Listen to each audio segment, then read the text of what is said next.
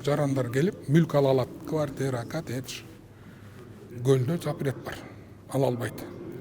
Эң негизги айтып коеюн. Кыргыз Республикасында жер эч кимге чет өлкөлүк жаранга сатылбайт. Баш мыйзамда да, жер кодексинде да бар. Биз айтып атабыз, туризмди өнүктүрүү үчүн Ысык көлдө мүлк рекреациялык объекттерди алганга жана сатып алганга ошону колдонгонго уруксат берели деп атабыз. Алар эмне? Коттедждер, пансионаттар, санаторийлер, үй квартиралар. Ошолорду чет өлкөлүктөр Ош, Жалал Абад, Бишкектегидей эле алсын. Мына Кыргыз эгемен тарыхынан бери 54 000 жаран алыптыр, чет өлкөлүк жаран квартиралары бар экен Бишкекте. Биз азыр көлдөн билебиз, көптөгөн казактар кыргыздарга оформить этип коюп жүрүшөт. Аларда не полноценный да. 500-600 миңге жакын кыргыз тектүү Россиянын жарандары бар. Кыргыздар Россиянын гражданствосы. Алар келип да ала албайт. Же атасына, энесине, же баласына каттатыш керек. Ушул эле болчу анан. Силер жерди сатып атасыңар, силер саткынсың деген сөз мага оор тийди да. Мисалы мен азыр кымбат сен саткынсың, сен сатылып кеттиң десем ошо жакшы болобу? Анан булчуксуң дейт. Кыргызстанда менин весовой категориямдагы миллиондогон жарандар бар. Жалгыз мен болсом, терикпейт элем, мейли деп коет элем. Жекелик өтүп кеттим, аксакал киши десем да укпайт.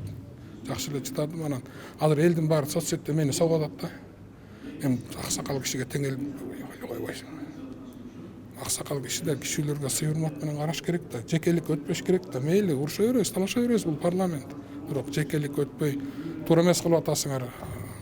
Бетиңер жок экен деп койсоң, деп коймокпуз. Саткынсың, өлкөнү сатып атасың деген сөзгө.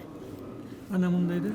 Бир жерде исный спор болуп атат да, тиги айтып атпайбы? Земельный участок, который находится деп. Ошо кандай? Земельный участок болсо, мисалы, Балбактын көлдө 10 сотка жери бар, кызыл китеби бар. Аны үстүнө мен коттедж салдым. Ал Балбактын атында мисалы. Салгандан ал кызыл китеп тиги жаранга өткөндө автоматтык түрдө жер 49 жылга айланат. Жашыл китепке айланат, кызыл китептен. Үстүндөгү мүлк ага технически гана, техникалык гана паспорт берилет. Болду. Ал жерге ээлик кыла албайт. Ал мөөнөттүү ээлик кылат аяка. Эми түшүндүңөрбү? Кызыл китепке ээлик кыла албайт. Мөөнөттүү ээлик кылат.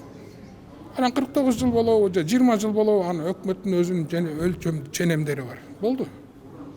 Анан мен саткан жокмун деп. Азербайжан өлкөсү деле 49 жылга алып пансионат салып атпайбы чоң. Асман салынат деп атат. Башка жарандар келип салып атат. Мисалы, Ысык көлгө лыжный база салбайсыңарбы? Кана лыжный база деп ушуп атабыз. Мына азыр чет өлкөлүк Россиялык инвесторлор келип лыжный база салып атат 150 миллион долларга. Ал мүлкүн ээлик кыла албайт, бул мыйзамды алмайынча. Ал үстүндөгү мүлкүнө кантип ээлик кылат? Кыргыз жаранына берип коелу десе ишенбейт инвестор.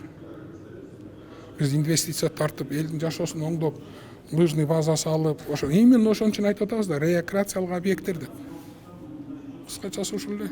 Бул жумуш биз саясатчыбыз да. Ар ким өзүнүн позициясын коргойт. Мен өзүмдүн позициямды билдирдим, ал өзүнүн позициясын билдирди. Бул текущий эле жумуш бул.